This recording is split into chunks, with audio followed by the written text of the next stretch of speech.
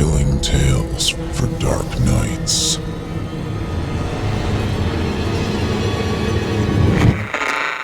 Want to make sure you never miss a Chilling Tales for Dark Nights video again? Be sure to subscribe and hit that bell to turn on notifications.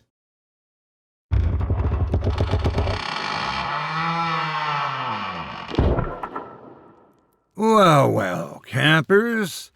Welcome back to Camp Duskwood. The fire's warm, the stars are out, and tonight's tales, they'll make you think twice about what's out there in the dark. Now, let's see who's joining us. Janice, 9 weeks running. You're making a habit of this, aren't you? Ryan, still sticking with us after last week's icy story? Aunt Lizzie, 3rd week here. Starting to feel at home, aren't you? And what's this? A new face tonight. Sarah, is it? Well, Sarah, these 3 will tell you my stories don't just keep you up at night. They stick with you. Like last week's tale of the Yukon, where one man's fight against nature proved just how unforgiving the cold can be. Or Darren's eerie stare from earlier this season. But tonight, we've got 2 new stories that'll send a chill down your spine. Our first tale tonight comes from Andrew Harmon and takes us into the quiet shadows of a zoo after dark. But when the animals start acting strangely, the shadows might not be all that's lurking. Here's lions and tigers and bears. The night started so smoothly. It was Tamale Tuesday, and Hector's week to bring the chow. Hector's shift started an hour earlier than mine, so I didn't see him when I passed Steve at the time clock just inside the security shack. Steve punched out and tossed me his keys, not bothering to update me on anything. It's a zoo, and we're here after hours, so what could he update me on anyway? Maybe the hyenas were looking suspicious. When didn't they? I grabbed the walkie-talkie number 8 from the cabinet and checked the battery. The static hissed when I tapped the talk button. The beam of my mag light swept across the open doorway of the security shack. You out there, Hector? I spoke into walkie-talkie number 8. Roger dat, Hector said. Hector was Guatemalan, so the TH in that took on more of a duh sound under the influence of his accent. You got the goods? I asked.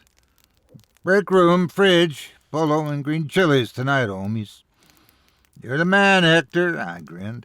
What's your 1020? Lizard hut, Hector replied. All right, I'm going to go to grasslands. The staff entrance was on the north side of the park, same side as the general admission, only about 200 yards further west. So when I left the small square office, I almost immediately plunged into the winding paths of the aquatic center. The prominent sound rising above the chirp of crickets and the lilt of the wind rustling through the pathside gardens was the waterfall and the polar bear exit. A rush of blue water raced off of the high faux cliff above the enclosure and crashed into the 30-foot depths of the polar bear's pool. The polar bears were among the few animals allowed to sleep outside. After hours, when we guards worked, a majority of the animals were bedded down in sleeping compartments at the rear of the enclosures. As I passed by the pen, I could hear Sasha, the largest of the 3 polar bears, snuffing and grumbling in her sleep. I paused to lean against the railing of the enclosure. Jax and Rory, the younger bears, sat on their hinds, flanking the sleeping Sasha, and stared off into the night. Their heads turned slowly, small ears flicking around at the slightest noise. Now, I'm not an animal keeper, but I can tell when something is spooked. And these 2 looked pretty spooked. Probably just saw raccoons scavenging around in the trash cans. If there's one thing to know about ferocious predators, it's that once they've grown accustomed to captivity, well, they kind of become big wimps. I walked past the empty stonescape of the penguin exhibit, past the calm pool where the sea lions spent their afternoons rolling around on their bellies and clapping their fins for the children, hoping for just one more trick and one more fish from the trainer's hands. Past that was the large dome of the aquatic center, where zoo patrons descended into the underground tunnels to view the penguins and walrus and polar bears diving down into the deep water. I knew that Steve always does a walkthrough of the dome before ending his shift, so I don't bother patrolling the interior too often on my shift. The doors were locked after hours anyway, so no one could sneak in. I came out of the aquatics area onto the main walkway, which zipped up the center of the zoo and split into two paths at the concessions area. Here, all of the large umbrellas were folded down and stuck up like pikes in the center of round white tables.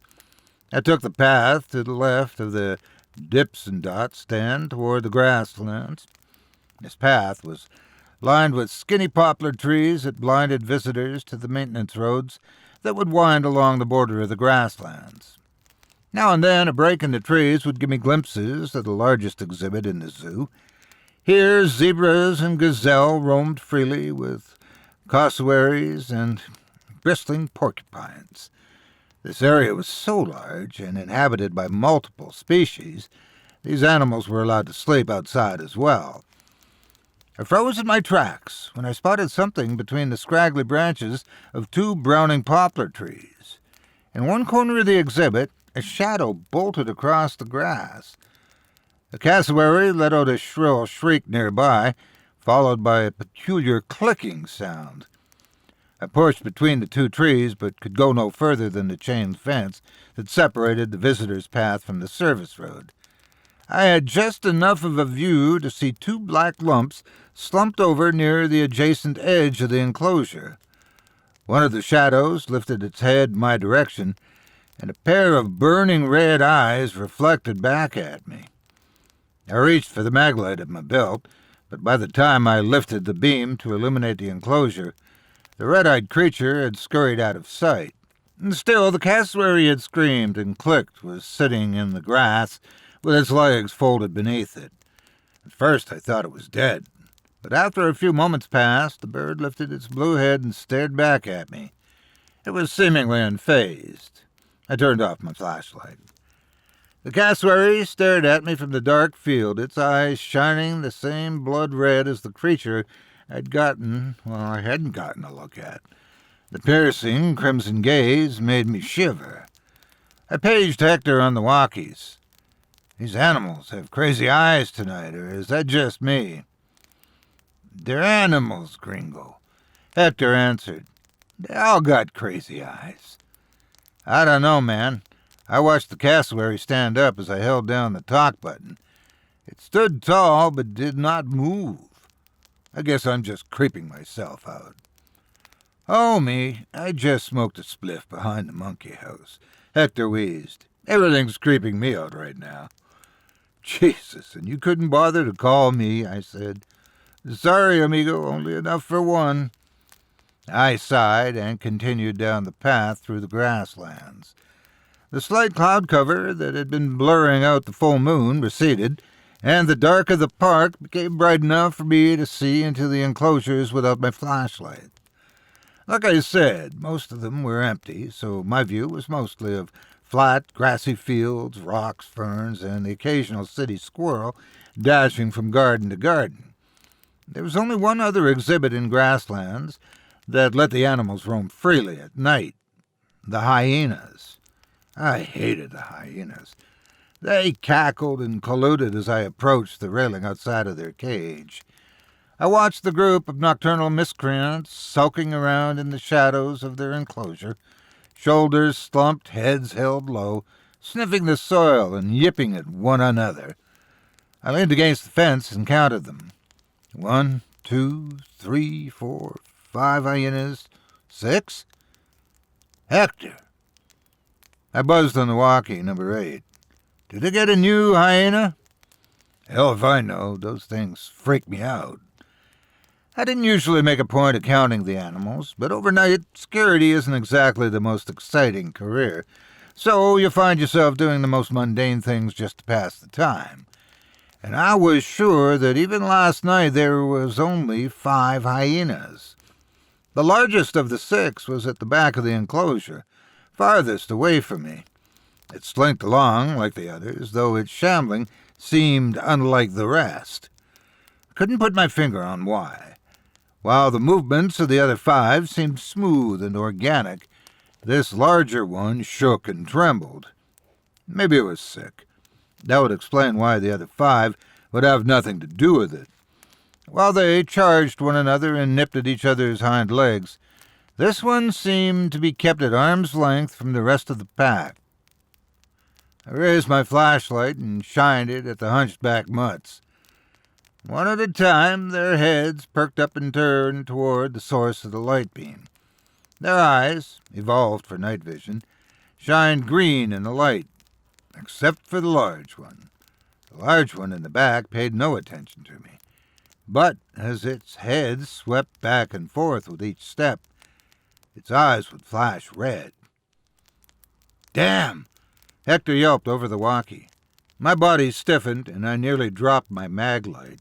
"What's going on, Hector? Talk to me." "I stepped in horse crap back at this damn stable, man." I slid my flashlight back into its holder on my belt and turned from the hyenas. Clearly there was nothing going on in the grasslands. There was nothing going on anywhere in the park. There never had been, and there probably never would be. Steve once caught a couple of teenagers trying to scale a wall one night into the elephant exhibit. That was about as criminal as the zoo gets. As I walked out of the grasslands, I looked back out onto the large expanse of green where the zebras and gazelle were kept. In the corner stood the cassowary in the same spot as when I first come by. Its red eyes followed me as I passed. It skeeved me out, and maybe I'm wrong to go Captain Ahab on a bird, but I wanted to punch it right in its stupid beak. Where the grasslands returned to the head of the main path, I found out one of the pretzel carts in the concession hub had been knocked over. Coarse salt and paper baskets were strewn across the pavement. A stack of napkins was scattering in the wind and were littered all around the picnic tables. "Hector, you stoner," I called to him. "Are you trying to steal pretzels?" No way, man. My mouth's too dry for pretzels," he joked. "Well, you damn made a mess over here at the concessions," I said. "I ain't been over to concessions," he replied. "You expect me to believe the wind knocked this cart over?" I asked. "Oh, man, you're security. That's your job to figure out." "Hector, you're security, too." Yeah, right now I'm security over by the farm animals. You're security over by concessions." I huffed, righted the cart, and made sure that the folded-up umbrella was held straight in its brace. There was a storage closet between the restrooms, and I went to grab a broom. The salt and the baskets I could handle, but walking around picking up all those napkins, that was going to be a headache. Nonetheless, I did it. What else was there to do? It was a solid 20 minutes before I was even close to done when a roar shook the park. It was coming from the jungle section. I dropped the broom immediately and jogged off in the direction of the sound. Through my heavy breath, I managed to call out to Hector on the walkie. You hear that?" "Yeah. You going to check it out, Gringo?" "On the way," I answered. "I'll meet you there," Hector said. I followed the sound to its source in the tiger's cage. The yellow cone of my magnite combed through every corner of the enclosure, but it was empty. Nevertheless, fierce snarling and the sound of gnashing teeth split the silence of the jungle district. Hector came walking briskly up the path a few minutes later, but I had nothing to tell him. I just shrugged and gestured toward the tiger pen. "Yeah, they're scurrying in there or something," Hector said. "Sounds rough," I said. Hector climbed up into the middle rung of the fence and leaned against the iron bars of the cage, reaching his flashlight into the cage. This was something we were told to never do, but I didn't stop him. His own flashlight beam joined mine in the search and eventually came to rest on the black hole at the back of the den. This is the small area in which the animals bedded down at night, but it should have been locked. Instead, the door had swung open and the feral bedlam was emanating from inside. "Should we close it?" Hector said from atop the railing. "I ain't going in there," I said. I turned off my flashlight and grabbed my scratch pad to make a note. I'd let the morning folks know about the unsecured tiger den, but there wasn't anything I could do about it tonight. I was in the middle of scribbling the word tiger when a familiar sound ticked in my ear, clicking, like an insect's mandibles patiently clapping over a meal. Hector started to climb back down the path and was about to say something when the ferns in the tiger's den clambered. Both of our heads swiveled around in time to see an inky blur race across the enclosure toward us, its black body permeating the iron bars like murky water through a grate, and dart just over Hector's head. Hector cursed. My head snapped around to follow the shadow as it disappeared into the cinnamon trees across the path. Their scraggly heads flailed and the trunks shook, sending down a slurry of flaky tree bark, and filled the air with the scent of spice. "What the hell was that?" Hector cried. He was rubbing the side of his head as if he had been slugged. "No clue, man," I said. "Let's get out of here." We didn't leave immediately, though. We were frozen in place, watching the stillness of the cinnamon trees until we were certain we were alone. We stuck together for the remainder of the night, patrolling only near the entrance of the zoo and sinking most of our time into recounting the tale to one another in the guard shack. We hadn't even touched the tamales that Hector's wife had sent with him. Just before dawn, an hour after Hector went home, I was standing by the time clock with my punch card. I peered out from the guard shack into the aquatic center. Sasha and Jax were nowhere to be seen in the polar bear pool, but Rory sat right where I had seen her at the beginning of the shift, resting on her haunches in the middle of the island rock, staring at the sky. I squinted to get a better look. Rory's head turned slowly to meet my gaze, and her eyes were piercing red. The following night, Steve tossed me his keys and pointed to a memo hanging on the wall at the guard shack. I nodded and grabbed walkie-talkie number 8 from the rack, checking the batteries before I strapped it to my belt. It was a few minutes before 10 o'clock, but Steve punched out and took off without a word. He seemed tense. I stood in front of the memo by the door and expected the worst. It read, "Attention all employees. Several of the animals have been acting strangely today, and we ask for your assistance in making them as comfortable and stress-free as possible. A number of animals in the grasslands, jungle, and aquatic sections have refused food and any interaction.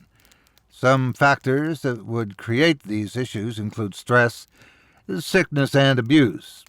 We ask all employees, regardless of job title, to keep an eye out for any agitators that could be inducing or exacerbating these episodes. Please report any strange findings to park management and escort belligerent guests out of the park if you witness any abuse of our animals. Night staff, please refrain from the use of flashlights around the nocturnal animals and keep your cell phone ringers silenced. We appreciate your understanding in this matter and thank you for your cooperation. Management." Hector and I knew that something strange was going on, but what could we report? "Yes, Manager, we believe that a red-eyed shadow monster is attacking the animals. No, it does not unlock the cages. It can move through the bars." "Yes, of course, I am saying, sir. I set my flashlight down on the desk. I wouldn't be able to use it anyway." Leaning back, I peered out the narrow doorway at Aquatics. There sat Rory in the center of the rock island, parked on her rear with her head turned toward me. The glowing red eyes blinked twice, then turned back toward the blank sky. "Hector," I said into the walkie. "Hey there, gringo," he replied, his voice sullen. "How's it going?" I asked. Half a minute must have passed before he responded. "Not good. These animals are acting weird, like you said, man. Even these lizards have red eyes." "You at the lizard hut?" "Yeah," Hector said. I grabbed a pen off the desk and my notepad. If these animals were, one by one, being turned into red-eyed monsters, I was going to at least make a note of it. I started in aquatics, sauntering slowly around the meandering pathways. Item 1 on the list, polar bears ×3, affected ×1. I stopped by their pool and leaned over the railing to make out the figures in the dark. Though Rory sat center stage in the island, Sasha and Jax were huddled on the opposite rock ledge, avoiding her. None of the three made a peep. All I heard was the waterfall rushing off the rocks and churning up the otherwise smooth surface of the pool. The rest of the above-ground pens were empty at this time of night, but to be sure my count was accurate, I'd have to go into the dome. The keys jingled on my hip with every step I took toward the iron double doors of the dome. It had been a while since I'd went inside, so it took me a few tries to find the correct key. Once I entered, I descended the wide flight of stairs into the underground tunnel, all of it completely dark apart from a few maintenance lights in the corners of the rooms. The first room I entered in the dome was a large, round area, the center of which held a 20-foot-long shallow pool. Small sharks, maybe 1.5 feet at their largest, circled and weaved under the water. The dark blue walls of the dome were covered in paintings of sharks showing their comparative sizes to varying species and also to the average human. The average human painting stood in front of the shark-sized chart, waving nonchalantly despite the stack of 8 shark species lined up beside him. Nothing seemed to be out of the ordinary here, so I continued into the tunnel toward the next room. This area was slightly smaller, and its walls were lined in tanks. Octopi, jellyfish, eels, anglerfish, you name it. It was hovering around in its own personal aquarium, where columns of little bubbles danced up from the rocky floor toward the water's surface far above. 3 glass pillars stood in the center of the room, illuminated from the floor and the ceiling by purple and blue LEDs. In these pillars waved stalks of seaweed, and tiny seahorses congregated amongst their leaves. I stood in the center of the 3 pillars and studied the miniature seahorses carefully. I reached a single finger up to the glass, as if to tap on the rim of their world, when a loud crash in the next room made me stiffen and suck in a sharp breath. I darted down the next tunnel and plunged into the complete darkness of the next room. For some reason, the dim yellow maintenance bulbs had burnt out, and all I could hear in the opaque black was the sound of aquarium filters gurgling in the walls. An eerie chill crept up my spine. My fingers were trembling. I felt a presence in the room. Now, of course, there were undoubtedly many presences in the room, being that I stood in a zoo full of living creatures, but this was different. This was distinct. This was a chilling presence, and I felt its eyes on me. I turned round and round frantically, searching for the gaze that I knew would confront me. I grabbed my walkie and pushed the talk button, but the static on the speaker cut in and out. The weak signal was not enough to penetrate the surface from the depths of the dome. My breathing was ragged. Why didn't I bring Hector along? I was resolved to retreat to the previous room, to recuperate in the light, until I either gathered the courage to continue or cower back up the stairs. But as I turned, I was greeted by red eyes floating in the dark, a short 6 feet from my left side. They burned bright. They were unwavering. They stared through my meeting gaze and into the back of my skull, my spine calcifying into a stiff rod, and my neurons firing off alternating sparks of adrenaline. Fight, flee, fight, flee, fight, flee, move, do something. But I was frozen, staring into those red eyes. They drifted closer. Beethoven's Moonlight Sonata played in the key of the crappy MIDI player from my pocket. My cell phone buzzed and growled. I'd forgotten to silence the ringer. As the harsh, tinny tone shattered the silence of the room, it was met with a raspy hiss. The red eyes reeled back. I took off in a flash down the next hallway, feet slapping on the carpet toward the light of the next maintenance lamp. The hissing settled behind me, but I did not feel I was being pursued. I plunged into the next tunnel and took up my phone to answer. It was Hector. When he didn't get a response from me on the walkie-talkie, he started to freak out and called my cell instead. Thank God he did. You've got to get over to the aviary here, man, Hector said. He sounded desperate. Meet me here. I told him I would and sprinted through the rest of the tunnels. Terror unfolded with each step. I passed by the large glass window in front of the macaroni penguins. A whole dozen of them were standing motionless on the rocks, their eyes a piercing red and their heads turned toward the ceiling. In the next room I could see the pair of walruses floating above me at the surface, their heads protruding from the water and tilted to the sky. I burst out of the exit of the dome, gasping for fresh air, and stared at the moon for the comfort of what light it could give. The darkness was cloistering. The silence of the zoo truly petrified me for the first time in my years working security. You coming, man? Hector said. I heard a shrill commotion in the background. On my way, I said, and unlocked myself from fear. The aviary was near the lizard hut, just down the path from aquatics. Before I continued, I grabbed my notebook and jotted down, penguins, X, all affected. Walrus, X, all affected. I was jogging through the zoo by this point. To the right of the path was a short hill upon which sat 3 tortoises, all renowned for being over 80 years old. Older, in fact, than the zoo itself. All 3 of them stood motionless on their stubby legs, their heads raised feebly toward the sky, and their eyes shining that same haunting red. As I neared the aviary, I could already hear why Hector had called me over. The birds were flipping out. The squawking and screeching and shrieking rose to such a shrill cacophony that I almost had to cover my ears to stop them from ringing. Hector waved his arm in a broad arch from the front of the mesh coliseum. Behind him, leafless trees reached up in a tangled crosshatch of branches. Ropes hung down from the branches, dangling down bird feeders, stuffed with seeds and dried fruits. There was a smell of death that faintly irradiated from inside the aviary. This was the odor of dead rodents which had been torn to shreds and picked clean of meat by the hawks and falcons that shared the same enclosure. Look! Hector pointed up toward the 50-foot curved ceiling of the wire dome. A circus of birds were wheeling about and flailing against the ceiling. They were dashing themselves against the wire cage. I watched as a hornbill flapped its wings feverishly, swooped down in a tight arch, and veered back up toward the sky. It smashed into the wire mesh with a thud and stuck there, wings thrashing desperately in a ball of shred feathers. "What are they doing, man?" Hector asked, his voice cracking.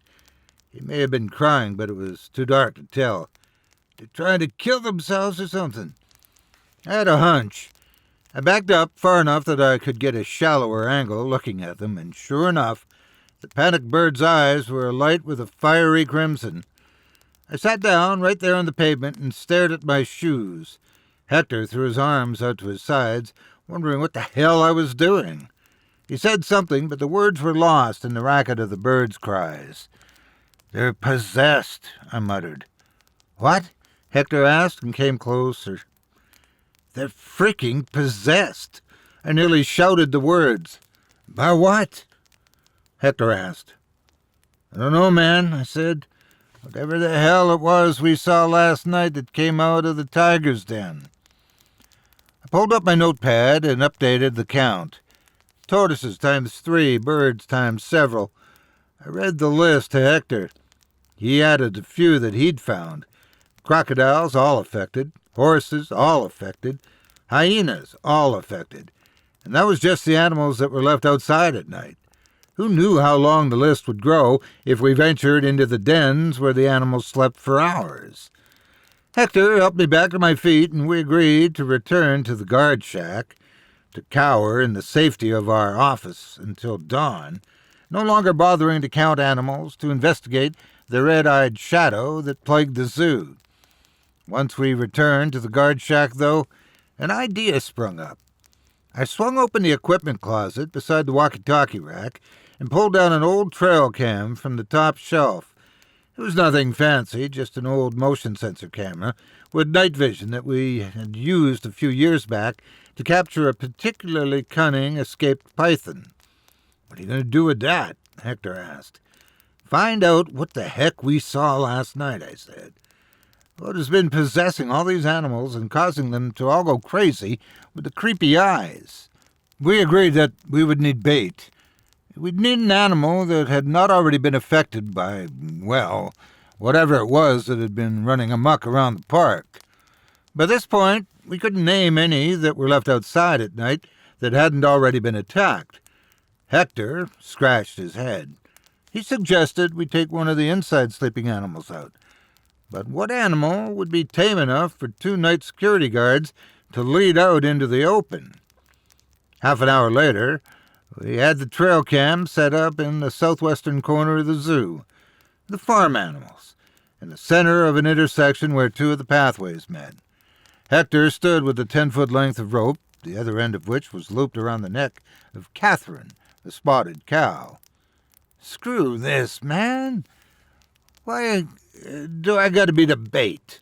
Hector said into the walkie. I was sitting in the office watching the trail cam through the computer monitor. Answered, "You're not the bait. Catherine is. This thing is going after animals, not us." "You sure, man?" Hector asked, his voice sullen. "Shh," I said. The trail cam had a small microphone, and I heard a strange sound approaching. On the monitor, Hector turned this way and that way, desperately trying to find out where the noise was coming from. It was the slow clip-clop of hooves on the cement. With every few steps, a dull bell would sound. Clip-clop, clip-clop, dong, clip-clop, dong, clip-clop, clip-clop, dong. "The hell is that?" Hector whined into the walkie.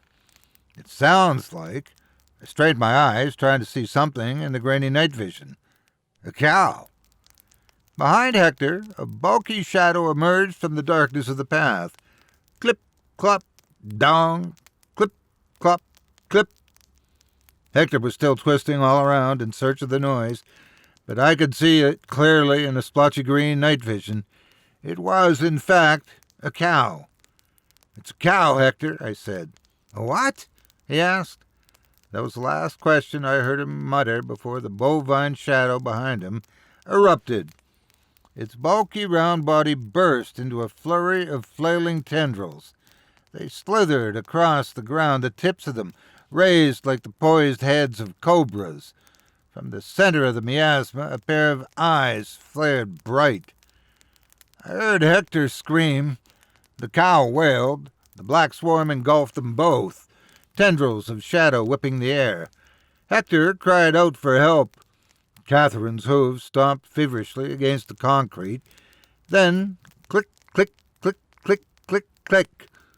The clicking started. The amorphous mass of black shivered and pulsed. I grabbed my flashlight and flew off in a sprint from the office. The night air whizzed by my ears, deafening me to the sound of chirping crickets, the crash of the waterfall diving down into the polar bear pool, the sound of my own boots clapping on the ground. I wound my way up through aquatics, up the main path, split off to the right at the Dippin' Dot stand, and burst through the wrought iron archway at the entrance of the farm animals. In the center of the intersection, where we set up the camera, Hector and Catherine were standing, untouched by the shadows I'd seen on the monitor. "Hector," I called out. I got no response. "You okay, Heck?" I asked. Silence. I circled around the edges of the pavement, keeping my distance. As I rounded in front of Hector, my heart stopped. He and Catherine stood motionless together. Their heads were tilted back. Flaming red radiated in their eyes. "Oh, no, Hector," I moaned. This could go on no longer. I grabbed my cell phone and proceeded to dial 911.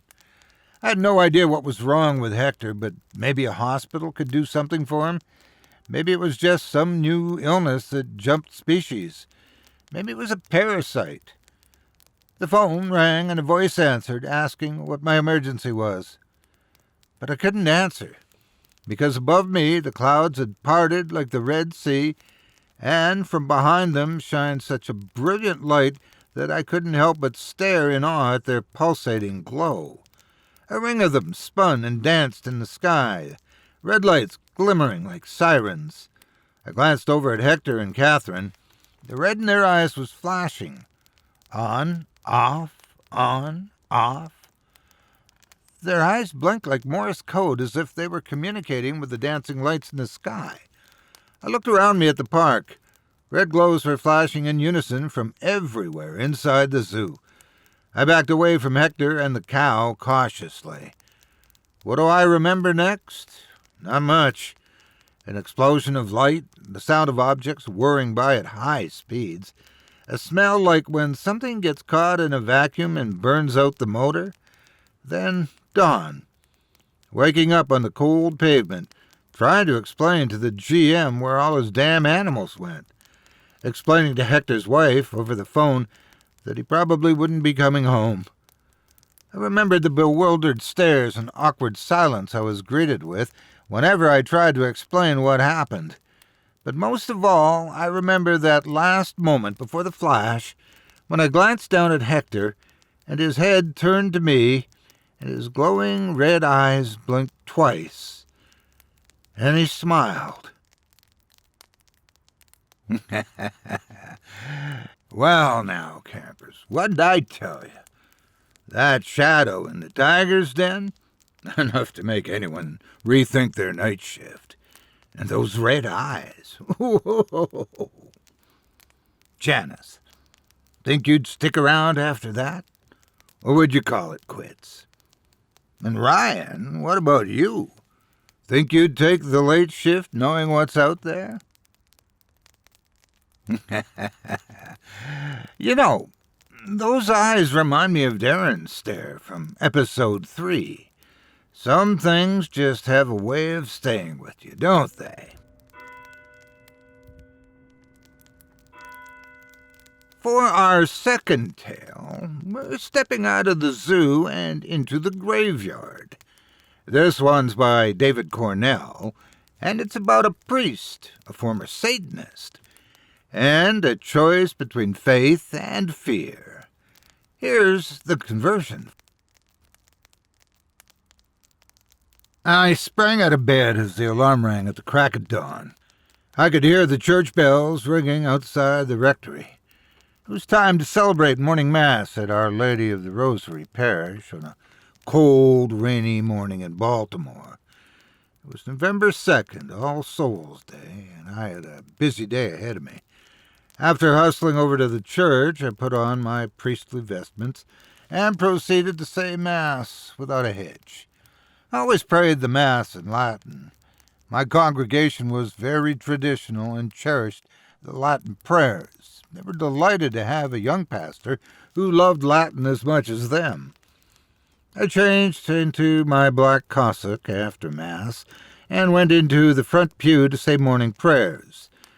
Many priests in the modern age like to wear normal street attire when out in the secular world, but I always preferred wearing my ankle-length cassock. How would people know I was a priest if I didn't wear my cassock? It was my uniform. My prayer book, rosary, and a large pectoral cross were always with me during morning prayer. I loved praying in the pews of the church. Our Lady of the Rosary Parish was a large Baroque church with uniform lighting from the many stained glass windows surrounding the north and south walls of the church. The large-scale ceiling frescoes made it a truly awe-inspiring house of God. Many parishioners enjoyed staying after Mass to admire the marble statues and icons that ornamented the side altars of the church. Usually people kept to themselves and didn't bother anyone, and nobody dared to interrupt me during my morning prayers. On this particular morning, Mrs. Basso, a longtime parishioner scooted into the pew next to me. "Happy All Souls Day, Father Stephen," she shouted with a grin from ear to ear. Mrs. Basso always sported her giant red hat in church. She was not an aficionado of the chapel veil like many of our other parishioners, as it was too subtle for her personality. She was a boisterous Italian woman about 50 years old. She was a sweet lady, but lacked the self-awareness to filter her thoughts before speaking. "That was a wonderful sermon on purgatory. I hope I'm lucky enough to punch my ticket straight to heaven. And purgatory doesn't sound like a place I want to visit," she continued. Mrs. Basso did not seem to notice or care that I was trying to concentrate on praying my rosary. "Hello, Mrs. Basso," I calmly replied while shifting my attention to the animated Italian woman. "I'm glad you enjoyed the sermon today. All Souls Day is my favorite feast day. We should always keep death, judgment, heaven, and hell in mind. It's all that matters in the end. Is there something I can help you with?" "Well," she hesitated, "I do have a small favor. You know my brother Bartholomew, right?" "You mean your brother the Satanist?" I reacted. I could feel my palms getting sweaty. Mrs. Basso had mentioned her brother from time to time. This was the only thing I could remember about him. It was a detail that was hard to forget. "A former Satanist," she corrected me. "My brother gave that stuff up a long time ago. He's had a major conversion, Father." Mrs. Basso stared at me with those piercing dark eyes. I detected she was trying to get to the point. "Well, that's wonderful news, Mrs. Basso. But what exactly is the favor you're asking of me?"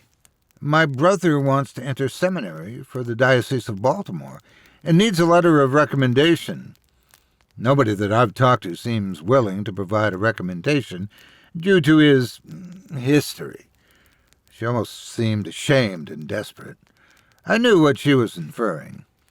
"You mean you want me to provide a recommendation for him? I don't even know him. Plus, how do I know that this so-called conversion is authentic?" I realized I had raised my voice to the level of Mrs. Basso. A few disgruntled parishioners praying nearby shot me an admonishing glare. "He wants to meet with you today," she replied sternly. "Since it is All Souls Day, Bartholomew told me he'll be visiting the cemetery to spring a soul from purgatory. You could meet him there." Mrs. Basso was referring to the ancient Catholic devotion of praying for souls on All Souls Day to release them from purgatory. The prayers were required to be performed in a cemetery. "Good man," I responded. "Glad to hear that he's willing to embrace this often neglected practice of the Church. Maybe this conversion was real, I wondered. Could a satanic priest really have a dramatic change of heart? Conversion and repentance are cornerstones of the Church's teachings, so I suppose anything is possible. Plus, who was I to judge? I would love to meet with him, Mrs. Basso, but I have a full schedule today." She jumped in. "Oh, don't worry about that, Father. I spoke to my brother yesterday, and he can meet with you this evening in the cemetery after your other appointments for the day. Would you mind, Father?" I hesitated one last time with my hand on my chin. "Okay, Mrs. Basso. Tell your brother to meet me at the cemetery at 9 p.m. sharp. I'll be there." "Thank you, Father," she exclaimed. That night I walked to the cemetery, which was only a few blocks from the rectory. The street was foggy from the rain earlier in the day. There were only a few street lights between the rectory and cemetery, and most everyone in the neighborhood went to bed early, so there was no illumination coming from the houses on the block. I don't know what creeped me out more, meeting a former satanic priest in a graveyard, or walking alone in this murky abandoned neighborhood. When I arrived at the cemetery, I observed a dark, shadowy figure about 40 yards past the gate, hovering over a tombstone. The lack of streetlights surrounding the cemetery made it difficult to determine what the figure was, but I could spot 2 small embers of light near the figure. The embers looked like glowing red eyes staring at me. Could this be Bartholomew? The person didn't seem to notice me as I slowly approached, but as I got closer, I realized that the glowing embers were lanterns. The person was holding one lantern, and the other was resting on top of the tombstone, lighting up the engravings. I didn't shout to get the person's attention. I didn't want to disturb the neighborhood, so I kept moving in closer and closer. When I was 10 paces away, I could decipher the outline of a man in a black suit and tie. I wasn't sure if he was wearing his Sunday best to impress me, or to show respect for the person 6 feet under the tombstone he was near. He looked up at me with piercing dark eyes, much resembling his sister's. "Mr. Basso," I cautiously inquired. A slight smirk emerged on his lips. "Call me Bartholomew. Father Stephen, I presume," he responded in a thick Italian accent. Bartholomew was balding and wore a thick black beard with a touch of gray. He appeared to be in his mid-40s and was short in stature. "Oh, that's right," I replied. I wasted no time by proceeding to recap my brief discussion with his sister that morning. Although I knew of Bartholomew's life as a satanic priest, I was intrigued to learn more. If he wanted to pursue the Catholic priesthood, he would have to be open and honest with me. I cut to the chase. "Tell me about your former way of life, Bartholomew. What were you involved in exactly? I need to know the state of your soul, and know that you have fully repented before I can even consider a recommendation to the priesthood. It's not every day we have a former Satanist converting to the faith, let alone trying to become a priest." I didn't mince words. I had confidence that my forthrightness would not offend Bartholomew. If he was truly considering the priesthood, as Mrs. Basso said, he would need to accept the reality of his evil ways and repent. The grin on Bartholomew's lips faded into a look of remorse. He slowly paced back and forth with his hands behind his back. He opened up to me as I had hoped. I was baptized and raised in the church from my youth. However, my rebellious teenage years propelled me in another direction. I was a party animal, a drunkard, a sinner. I always believed in God despite it all. It wasn't that I became an atheist. Rather, I hated God. I could hear a pin drop at that moment. As he spilled out his life story to me, I could sense that the memories of hating God were painful to relive. He let out a sigh and continued. The church was constantly speaking out against spiritualism and occultism. To further my rebellion against the church, I dabbled in witchcraft and conjuring of spirits. I was eventually ordained a high priest in the Church of Satan and performed black masses. What did that consist of? I intervened shakily. I wasn't sure if I wanted to know the answer. Various composite rituals, he continued. The rites of Lucifer, Bel, Astaroth, and the whole cohort of Infernus. My altar was decorated with every symbol of occultism imaginable as an abomination to God. Decorating the altar required me to gain certain items. I could now feel the perspiration dripping off my nose, and my heart was beating in my neck. "What do you mean?" I replied. "What kinds of items, and where did you acquire them?" Bartholomew's look of remorse shifted noticeably into what appeared to be a smirk. I was beginning now to wonder if he was enjoying recounting the past.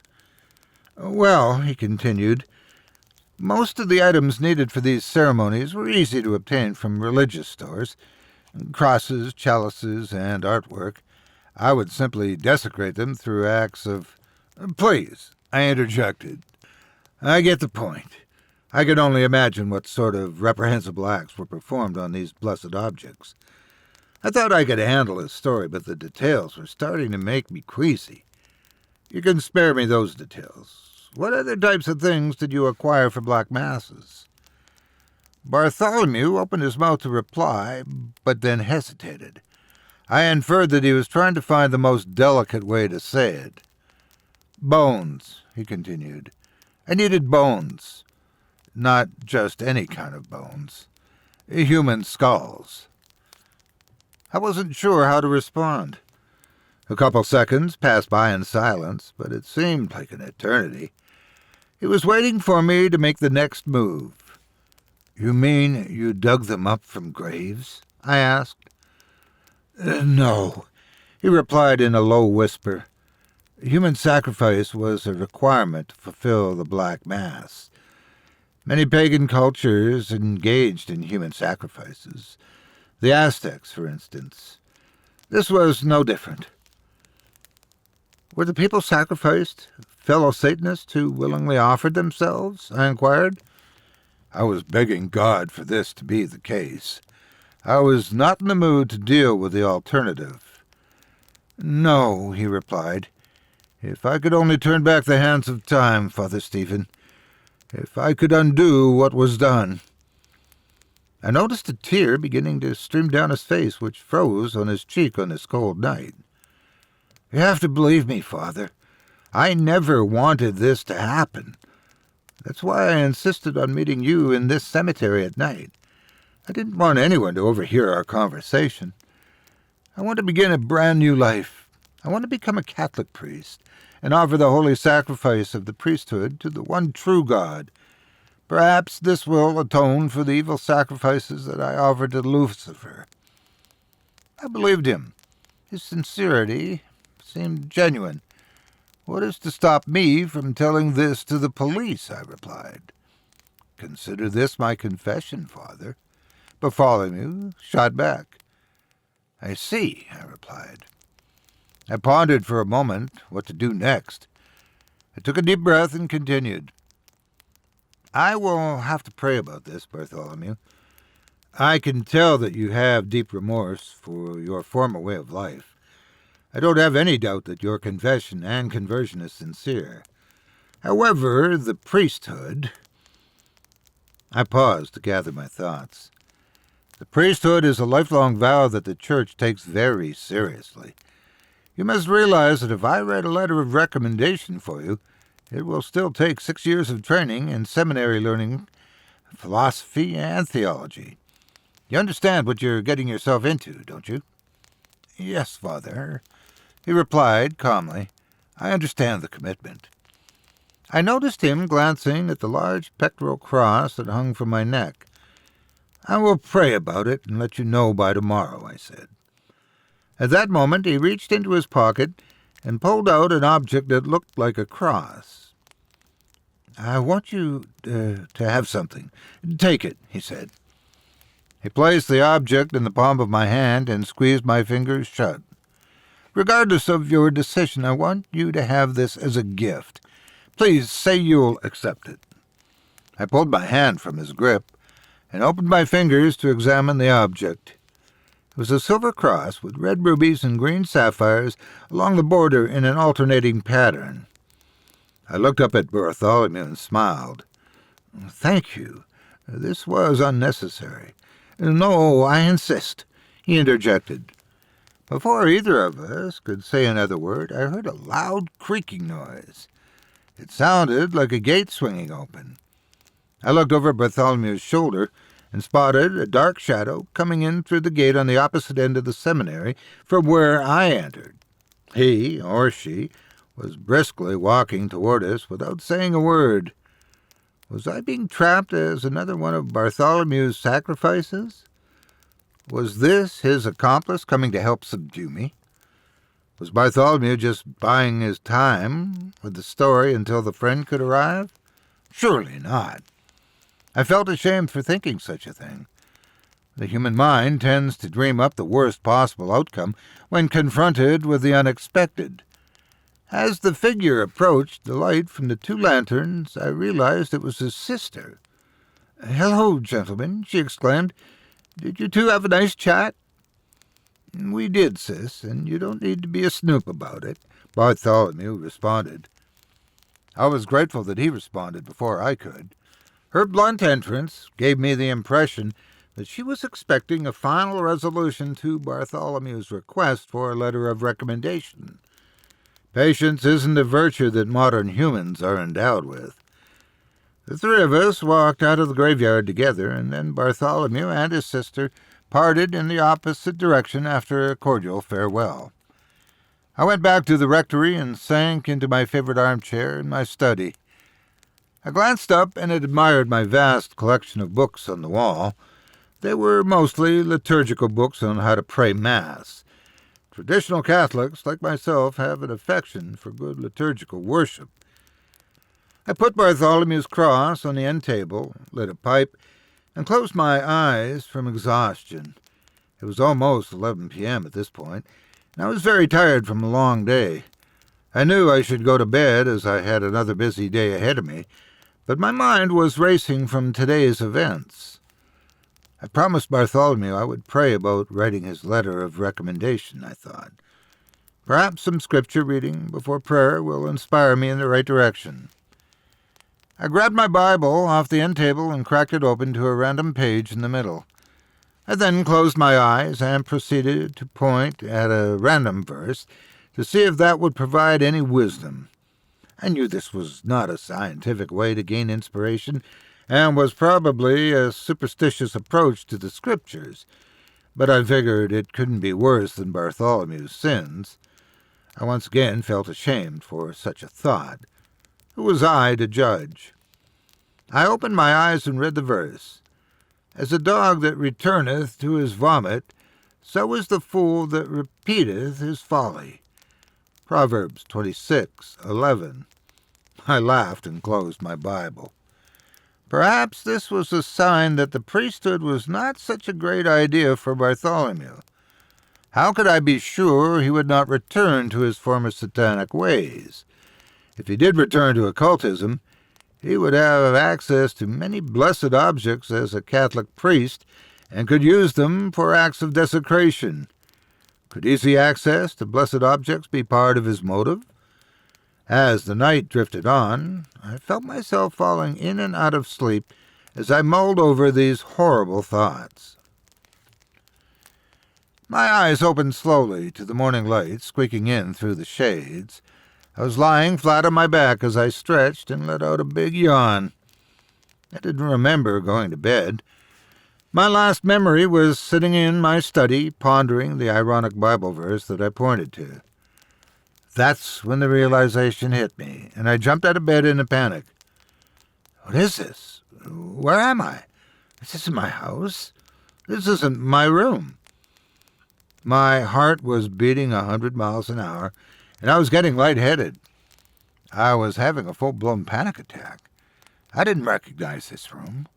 The only thing I recognized was the silver cross ornamented with red rubies and green sapphires on the pillow where my head was. What am I wearing? These aren't my pajamas. I saw a bathroom door open down the hall from where I was lying. I ran to it and looked straight into the mirror. Nothing could have prepared me for what I saw next. Dark, piercing eyes stared back at me.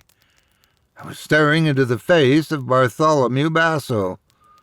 Was I dreaming? I reached up and touched my face, expecting my finger to go through it like a phantom. My finger stopped as it bumped into the flesh of a cheek. This was real. I was not dreaming. I then heard sirens outside my window. It was a police car. 2 officers stepped out and were heading for the front door. One of the officers began pounding on the door with his nightstick. "Bartholomew Basso, let us in. You're under arrest," the officer shouted.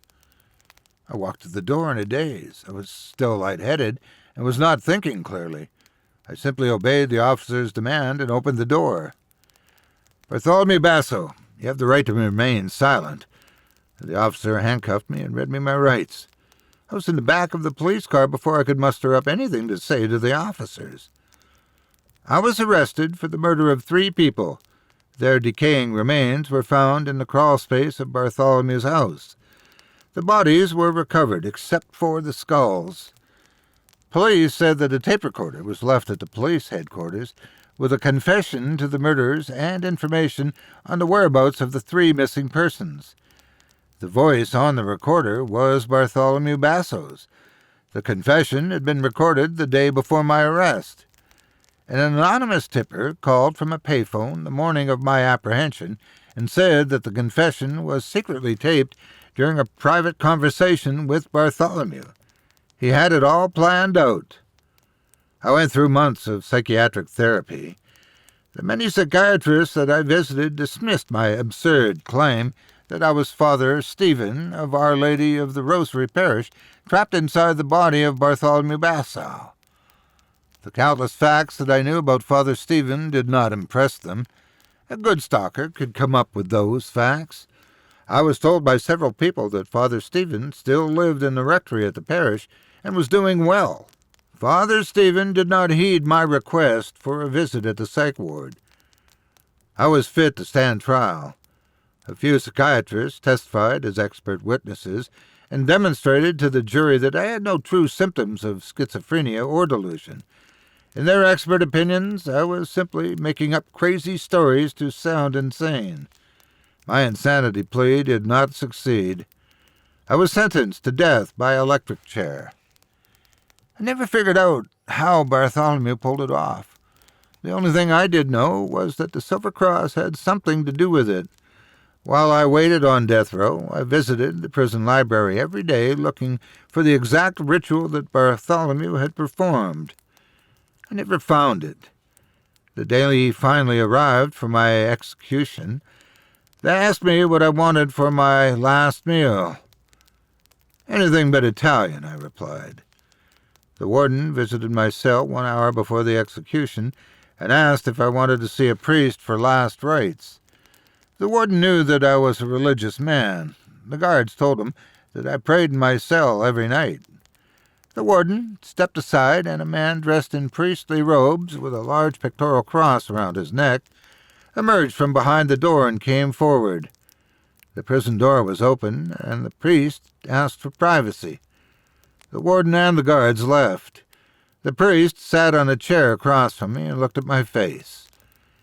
He had an expression of remorse when he entered my prison cell, but when the warden and guards departed, his lips slowly transformed into a familiar smirk, only now it was on a different face. We talked in private for several minutes. Bartholomew remained firm in his conviction that he had truly converted from his satanic ways. That didn't change the fact that he had 3 bodies in his crawl space, and he needed to deal with that. He no longer needed that letter of recommendation. He bypassed the required 6 years of seminary training and picked up on the liturgical ceremonies of the Catholic priesthood in no time. Perhaps the years he spent mocking the faith through his satanic rituals had trained him indirectly. My study at the rectory was also equipped with dozens of liturgical books to learn from. My conversation with the priest was abruptly interrupted. "Dead man walking!" I heard a guard yell down the hallway. The hour had passed quickly. The prison cell opened, and the priest gave me a final blessing.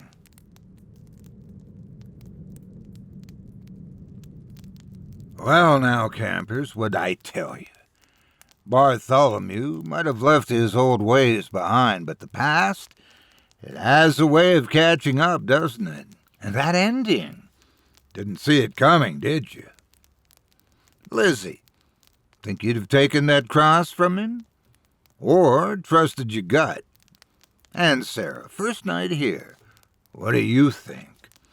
Was he really converted, or was it all part of the plan?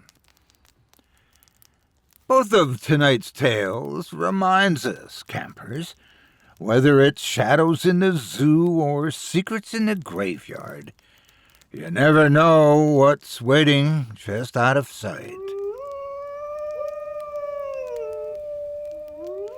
Well, that's it for tonight, my brave campers. Thanks for joining me. Janice, Ryan, Lizzie, Sarah, and all of you. I'll see you next week, same time, same place, right here by Twilight Lake. And remember, you never know what might be lurking in the shadows or waiting for you in the night. Chilling tales for dark nights.